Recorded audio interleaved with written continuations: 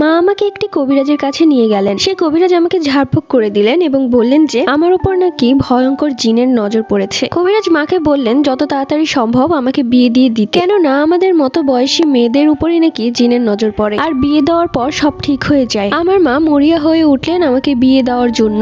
আমি বিয়েতে কোনোভাবেই রাজি ছিলাম না, কেননা আমার ইচ্ছে ছিল আমি ম্যাট্রিক পাশ করব। বাবা মাকে খুব বকলেন, বললেন যে আমি আগেই না করেছিলাম পড়ালেখা করাতে, পড়ালেখা না করালে এইসব হতো না, ঘরে থাকতো তাহলে আর কোনো জিনের নজরও পড়তো না। বাবা পাগল হয়ে গেলেন আমাকে বিয়ে দিয়ে বিদায় করার জন্য। আমার জন্য দেখা হলো অনেক সম্বন্ধ, যতগুলো সম্বন্ধ আসছিল সবগুলো লোকেরই বয়স বেশি। আমি মাকে বলেছিলাম যেহেতু আমার বিয়ে দিচ্ছ তাহলে দয়া করে আমাকে কোনো বুড়ো লোকের সাথে বিয়ে দিও না। অবশেষে আমাদের গ্রামের 3 গ্রাম পরে একটি ছেলের সাথে আমার বিয়ে ঠিক হয়ে গেল। ছেলেটির নাম আবির। ছেলেটির বয়স 25 বছর। ছোটবেলায় তার বাবা তার মাকে রেখে অন্য এক মহিলাকে বিয়ে করে চলে যায়। এরপর সে নানা নানি এবং মায়ের কাছেই বড় হয়েছে। দেখতে দেখতে তার নানা নানি মারা যায় এবং কয়েক বছর আগে তার মাও মারা গিয়েছে। বর্তমানে সে তার চাচার বাড়িতে থাকে। চাচার সব কাজ কর্ম সে দেখাশোনা করে। ওর চাচার কোনো সন্তান নেই, তাই ওকে নিজের ছেলের মতোই দেখে। তাই এবার ওর চাচা ঠিক করেছে ভাতিজার বিয়ে দিবে, যার কারণে ওর জন্য মেয়ে দেখা হচ্ছিল। এক পর্যায়ে ওর চাচা আমার কথা শুনে রাজি হয়ে যায় এবং ঠিক করে যে আমার সাথেই বিয়ে হবে। এরকম একটা ছেলেকে আমি কখনোই বিয়ে করতে চাচ্ছিলাম না, যার নিজের কোনো পরিচয় নেই। ওর চাচা যদি ওকে বাড়ি থেকে বের করে দেয় তাহলে ওর কি অবস্থা হবে? মানুষের কাছে হাত পেতে খাবার খেতে হবে, আর এরকম ছেলে আমার মোটেও পছন্দ না। 2 দিন পর ছেলের চাচা এবং ছেলে আমাদের বাড়িতে আসে আমাকে দেখার জন্য।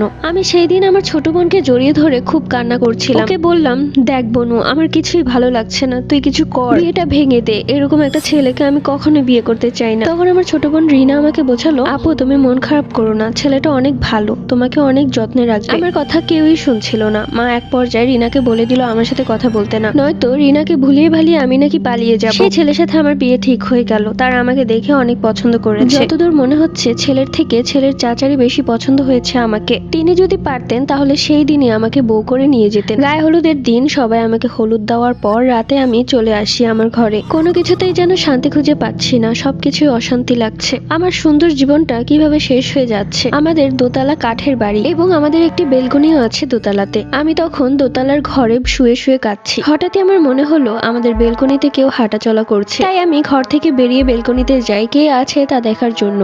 দাঁড়িয়ে দেখলাম কেউ নেই। তারপর আমি যেই না রুমের মধ্যে ঢুকে যাব ঠিক তখনই আমি দেখলাম ঘরে ঢোকার দরজার সামনে সাদা জুব্বা পরা সেই ছেলেটি দাঁড়িয়ে আছে, মানে জিন। এবার আমি আর ভয় পেলাম না। আমি তাকে বললাম, আপনি যা চেয়েছিলেন তাই হয়েছে। আমার জীবনটা জাহান্নাম হয়ে গেছে শুধুমাত্র আপনার জন্য। আপনাকে আমি কখনোই মাফ করব না, কখনোই না। ঠিক তখনই সেই জিনটা একদম আমার সামনে চলে আসে, এতটাই কাছে যে আমার নিঃশ্বাসের শব্দটুকু তার কান অব্দি পৌঁছাচ্ছিল। তুমি কি আমার সাথে যেতে চাও? আমি তাকে সাফ মানা করে দিলাম।